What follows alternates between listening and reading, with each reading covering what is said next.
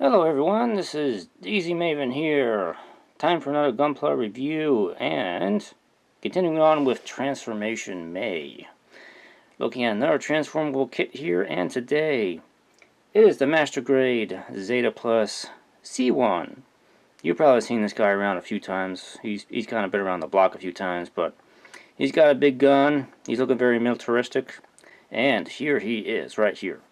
So let's get right down to it. I'll get him spinning around here for you here. So let's talk about the details and appearances of this kit overall here. As you can see, his color scheme is pretty monotone for the most part here. It's mostly just one shade of gray throughout the kit here. You do have some light blue on the feet here, on the footsies. A little bit of blue on the head, and some blue details for the lenses on the gun here, and some white for the vents, and dark gray plastic for the frame and the tanks there, barrel. That's really about it. There's only about like 1, 2, 3, 4 colors on this kit here, so not a whole lot of complexity to the colors of the kit here. But then again, it's kind of an interesting kit here because it kind of has more of a, I want to say it's more of a real aircraft, more of a real military aircraft look to it here, and I actually kind of like that look here. It looks pretty neat here. If I had to mix it up, I'd probably put some different shades of gray throughout it, but I mean, that's just my opinion here. The original line art for it is just the basic, it's the same thing here. It's pretty much what you see is what you get here. There's really no additional color apps that need to be painted on this to actually make it look accurate here. But yeah, it's pretty faithful to the line art for the most part from what I've seen here. Probably the only really sole exception that the Wave Rider form is not quite exactly the way the line art depicts it to be. I noticed in the line art that the legs seem to be tucked in a lot tighter on the Wave Rider mode, so I guess that's just something they weren't quite able to do on this kit at the time. But it's pretty close for the most part here. So there are a few seam line issues because again, this is kind of an older kit here. This kit was originally molded from the A1 Zeta Plus, which was a two-tone white and orange kit, and that's still kind of reflected on the leg here. There's a nice big seam line that kind of runs down both sides of the leg here, which is really kind of unsightful, and there's really not a whole lot you can do about that unless you glue it together, sand it, prime it, and mask off all the frame parts while you're painting it, and it's just kind of a big pain in the ass here, so it's probably a lot more work than it's worth. And also a lot of these black pieces are sort of susceptible to some bad nubs and everything. You just kind of gotta be aware of that. So it's an older kit here, so just gotta kind of be aware of that when you're doing it. But otherwise, I think this looks pretty great for a kit that's still as old as it is here. So it gets a 9 out of 10 from me, which means it's pretty darn good looking. So let me stop him here so we can talk about articulation here, which you might expect on an older kit. It's probably not the greatest thing here. As you can see right now, he's got his giant beam smart gun on on him, but I'm going to take this off for the moment here while we talk about articulation here. Alright, I'm back here. You had to give me a minute there because he really did not want to let go of his beam smart gun here. It was really on there really good here. And that's kind of going to be you're going to kind of notice that throughout this kit here, that it's loose in some areas, but it's also extremely tight in some other areas of the kit here. And a lot of that is due to the ABS parts that are used throughout the frame. Pretty much almost all of these dark black parts throughout the kit are all ABS plastic parts here. And this, I don't know exactly, this might have been around the time that Bandai started to use ABS plastic for some of the parts on the kits here. Because this feels kind of like almost an early attempt at using ABS here. And you'll see the same thing on the other Zeta Plus kit, the earlier Armor Ray one. But let's get down to articulation here. I'm start at the top here. Bring my light around. So head here, the head's a little longer than the standard Zeta Gundam head here, so it kind of doesn't turn as well. He can rock his head back and forth a little bit like that, but he can't really turn his head any more than that, so that's kind of it here. He can look up and down, so these little antennas, they can move up for transformation here, and they're made out of this soft polycap material, so you don't have to worry about these breaking or anything. The arm here, because of transformation, it doesn't really have a clavicle joint, so it's not going to go back and forth any. It will move up. This little piece will move up out of the way here. And your arm will go up about that far. That's it. You can spin around. We all know that's easy. That part fell off. Well, I'll try to move it back down. Bend at the elbow is actually pretty good on here. The wrist joint is extremely tight on this kit. It's actually taking me effort to actually move it. It is really strong, and the grip on these hands is also pretty strong. Again, this is ABS plastic, and it's not the best fitted parts here, so they are all extremely tight on here. So I have to be really careful moving these, because I'm always worried that I might end up breaking these things trying to move them around. But it's just the inner 3-finger, index finger, thumb ball joint of the old Master Grade kits here. It's just extremely... This guy has an iron grip here. It's probably the only Master Grade I know of that has an iron grip on it. Moving on down to waist here, there is absolutely no waist articulation on this kit here due to the transformation. Cockpit will open up. If I can grab it here, you gotta lift the chest up a little bit here to get to it. And it does open up a little bit. It doesn't open up all the way like the Zeta 2.0 does, but it'll open up like that. That's about as far as it goes. Tuck that back in. Moving on down to the legs here, you can probably see already the first problem this kit has. It comes apart at the hips very easily.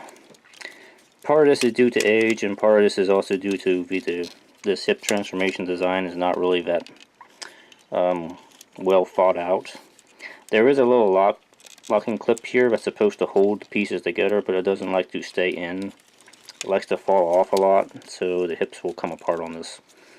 But besides that, the hip joints, you're not going to get any side split on this here. It's not going to move up like that. But since there is no front skirt armor on this guy, he can lift his leg all the way up like that. If for some reason you want to pose it like that. The back skirt armor, there is a back skirt armor. It just kind of moves a little bit like that. So you can move the leg back about that far here. These things here, these are actually some beam guns that are on the side skirts. And these are pretty nice looking. You can rotate them forward and have them firing if you want, or they can kind of lift up out of the way a little bit here. Like I said before, this kind of isn't going to move its legs up like that. They're not going to move because the hips will just come apart if you try to do that. So, but moving on down to the knee here, kind of same issue with the wrist here. These are some very tight knees. It will move about like that, but then the next part of the joint is really tight, and you kind of have to press it in to get it to move a little bit. But there we go. He'll do almost a complete 180 bend with the knee here, which is pretty nice for an old kit like this. But again, it's a very tight joint. You have to kind of force it back into place. Moving on down to the feet here. The feet they can move around, but they don't really seem to have the greatest articulation when it's standing for some reason. There isn't really a piece, and the whole thing fell off right there. Whoops. Anyway, that just kind of goes to show you here that this is an old kit here. So, yeah, he just came apart on me because his hip wasn't staying together. But anyway, the foot here. The foot's okay here. It's not. It is a two-piece foot here, but it's only really for transformation. That this piece moves, and that's it. But it doesn't really balance too well on these feet here because there's really nothing. There's no back edge to the foot here, so it just. You'll find when you have this kit here, he's kind of hard to keep balanced. He's not really back heavy. It's just that the foot design doesn't really have any back support on it, so it's kind of an issue here. Talking about the backpack here, let's throw that off real quick here. You got these little extra fuel binders. They can move if you need to. The wings here, they actually got a wing that'll flip out if you need to. It's more for transformation. And there are these little thruster pods that can move up like so, and this center wing binder can move up and down like so here. Again, some of this is for transformation, so it's not really that important here, but yeah, the articulation, it's kind of a mixed bag on this kit here, I'd say. This is definitely a kit that looks good just standing there, but if you try to pose it, it's gonna kind of fall apart on you if you try to pose it any. So I give it a 6 out of 10 because it does a decent enough job for what it is. But I mean, it could definitely use some improvements in some areas, but I do want to kind of make the additional note here about the transformation of this kit here. Despite him falling apart like this here, I actually find this kit is a lot easier to transform than the Zeta Gundam 2.0 kit. The Zeta Gundam 2.0 kit is very, very complicated. This guy, while it's the same general process, he's kind of simplified in some ways, so he doesn't really tend to confuse you as much while you're trying to transform it. That's probably the best way I can describe it here. So, but yeah, 6 out of 10 on articulation here. I mean, he'll bend all his joints here, but you just gotta be careful because he will fall apart on you here. So, let me put him back together here, and we'll talk about the extras that come with this guy. So, give me just a second here. Okay, I'm back here. That took a little longer than I thought it would be to fix. Apparently, the little podcast that holds leg pieces in had come out and from the back here, and they were it was quite an involved fix here. But anyway, it's back together now for the time being here. So, extras, yes. So let's talk about the main thing on this here, which is the big beam smart gun that the C1 comes with here. This is a very big weapon here. As you can see, it is taller than the Gundam itself here. Probably this is one of the bigger weapons on a Gundam kit you can find. The Hypermecha launcher on the Zeta 2.0 might be longer than this here, I think, but it's pretty big. It's got this nice little sensor radome thing on here, which you get little blue foil stickers for. It looks kind of nice here, and there's this nice little blue foil sticker that goes on the inside edge of this here. I guess that's an additional sensor here. It looks pretty nice here. The handle holds up here. There's no tabs or anything here. It just kind of holds it through sheer friction. And like I said, the grip on this thing is like an iron grip here, so it's not going to let go of it once it's on there here. It attaches to the back of the forearm. Right there is a little hole right here. Via this little peg right here. It just kind of pops in, slides in, and it locks in pretty nice and good here. So it's a really strong connection here. And like I said, the joints are so stiff on this guy that I think he can probably hold it one-handed if he needs to here, but he might still fall over because this is so long and front heavy. But usually it's held with two hands, one attached to the arm and one the left hand holding it in the handle like this here. So the only real pose you're going to get out of it is kind of like this here, so it's probably just going to look like this most of the time. You can't really aim it too far extreme, but it's a pretty nice looking weapon though. I mean, I like it here. The handle, it kind of hides right in here when you don't want it to. Stick it under there. And what's really nice here is when you move this up here, the handle will pop up too with it, so you can just kind of grab it and pull it back out again. So that's really nice here. The back moves around a little bit for the Wave Rider mode. That'll flip down, and this will, I believe, move around a little bit here for a different arrangement, however you need it. But this kind of folds out away here, but it's pretty easy, pretty nice looking weapon here. I like it a lot here. You have to be careful with the little this thing, whatever this is in here. It's kind of bent on mines. Just gotta be careful. It might break off if you are a little rough with your kit here. That might break off. Alright, beyond that, we do get some beam sabers here. They are right here. This one likes to fall out and try and keep it in there, but you got these two nice looking little beam saber handles here with some nice clear blue blades. You don't see that too often in kits here, but a lot of the Sentinel kits will have the blue blades on them like this here, but they're pretty nice here.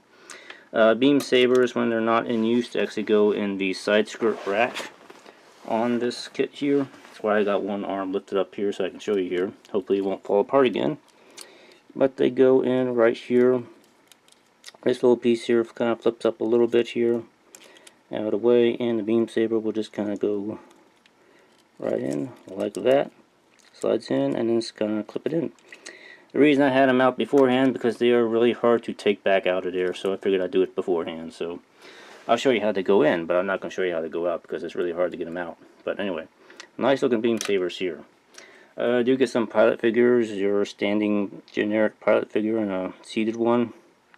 They're right here. I never really took them off the runner, but there we are. And when this guy is in Wave Rider mode, you do get the landing gear skids for him. You get the front one and you get your two back ones here, and oddly enough they're actually attached to the bottom of the beam smart rifle here. The long one goes in the front right there, and these two side ones go in the little panels right here. I might be able to open these up here. They don't fall apart on me. Sometimes they open up, sometimes they don't. It's kind of a crapshoot. Sometimes these open up on their own while the kit is just kind of posing, and other times when you want them to open up, they don't want to open up. It's just they're kind of frustrating. I'm just gonna leave it here. But anyway, these ones just sort of pop right in there. So it's pretty nice that you get landing gear skids with this kit here, because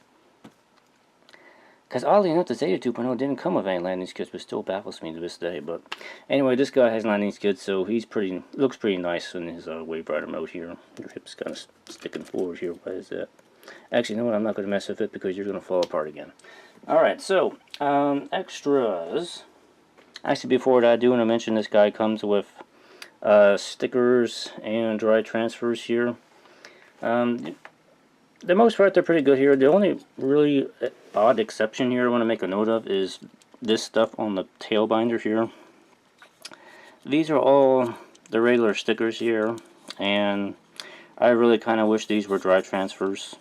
I mean, the yellow piece is probably going to have to be a sticker or a water slide decal, but these big letters, I kind of wish they were dry transfers because I think that would have looked better. But just a little opinion from me here.